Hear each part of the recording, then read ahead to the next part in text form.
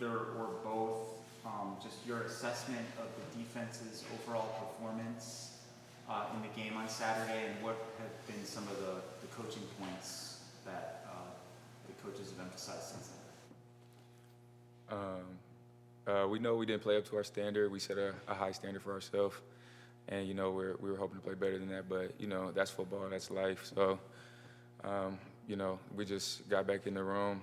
Coaches are pressing us to do our job, execute it at a high level, bring effort every day, focus in, get ready for the next one. Yeah, I'd say the same thing. Credit to New Mexico. They're a good football team, but like Stukes said, our standards, super high in the defensive room, and we just gotta, do better, prepare better, and just, do our job. Justin and Brian? For both, what do you think was the biggest part of your guys' turnaround in the second half? We just kind of settled into the game, I think. There were some new pieces out there. Everyone was all excited for the first game, and then, when some stuff doesn't go your way early, sometimes guys get a little in their own head trying to make plays that they're not supposed to make and stuff. So I think we just calmed ourselves down, try to remember who we were, just get back to doing our own job and, playing our game. Yeah, I say we really just adapted the, next play mentality, just try and flush any, mistakes that happened in the first half, and just, like Stukes said, just calm down and just, play ball and have fun.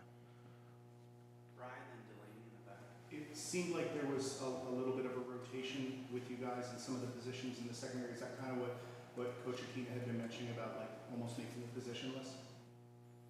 Yeah, absolutely. Yeah, Coach Keenan always talks about position flexibility.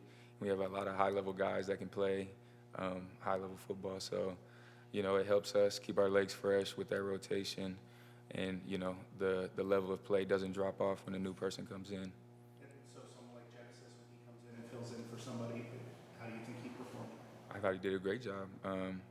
It was his first time playing some significant snaps at a different position, and I think he did well.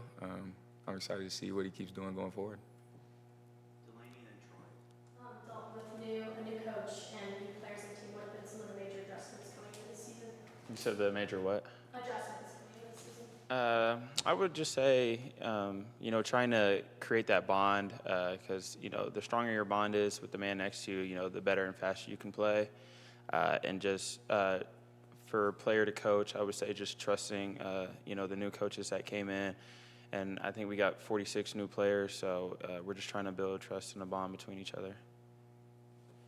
This is for either one of you guys. In terms of the penalties that we saw at the end of the game and throughout the game, how much of discipline was a conversation point throughout so far this week of practice?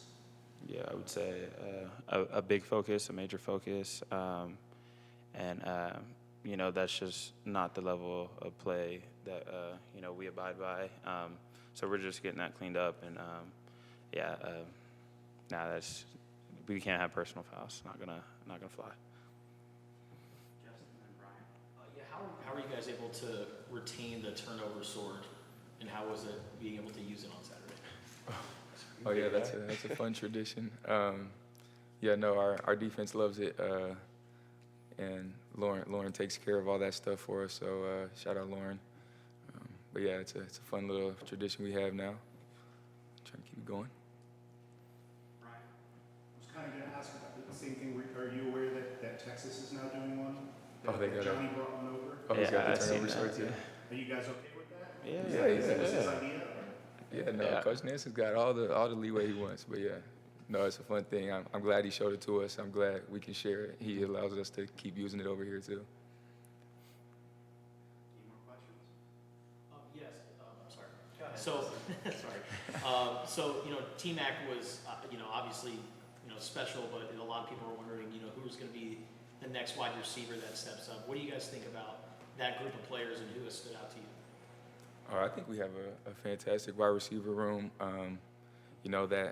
That game, T-Mac just happened to be himself and, go for a lot of yards. But we have a lot of guys that can have games like that.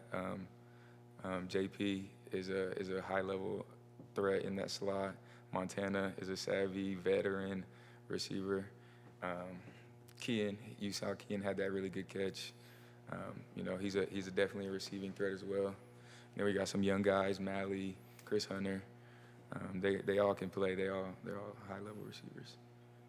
And then do you guys, I know you guys have already played them since then, but do you ever think about the 2021 game against NEU? I mean, it pops into your back of your head, and you know, I think that's just college football. You know, anyone can beat anyone any given day. Michael? One for each of you, sort of similar themed. On the cornerback front for Treydan, Marquise had a pass interference penalty early in the game and bounced back and had a really pretty good debut for Arizona. What do you think of how he's progressed so far? Yeah, I thought he played very well. That pass interference was a 50-50 call. Usually the defense loses that one, so it's no big deal. He moved on, and I thought he executed to a high level for the rest of the game. Honestly, he was in pretty good coverage all day, and yeah, I'm excited to see how he keeps going, how he keeps progressing this season. For Dalton, we didn't see the dollar package in that game, but I'm sure we are going to at some point, which means there will be more defensive backs on the field. Owen Goss could be one of those guys. Jack Petrell could be one of those guys. What have you seen out of those two guys since they've been here? Those guys like to compete. They bring it every day. I mean, I enjoy being on the field with them because I know that they're going to give it their all. And they're doing well. Owen and Jack, they're both trying to buy into the mental side of the game. And that's going to take them a long way, especially for Jack being young. And Owen's just, he came in and he's, fitting right in with us, so he's doing well. Both of them are. Time for one more question. Michael, in practice, when you see the offense break out that formation with 6 offensive linemen and a fullback and a tight end, how do you kind of brace for that? What do you think is coming when they do that? Some down pull. Yeah. No, just obviously that's a pretty jumbo package. It could be a heavy run, could be a shot. If they want to have an extra guy in there for protection and just take a deep shot. But I think it's a unique package. It's an extra thing that other defenses have to prepare for, and it helps us as well prepare for all the different things we can see. So. You guys enjoy watching it play out? Oh, Yeah. I love watching Big Red go through that hole, man. All right, that's our time. All right, thank you. Thanks, guys.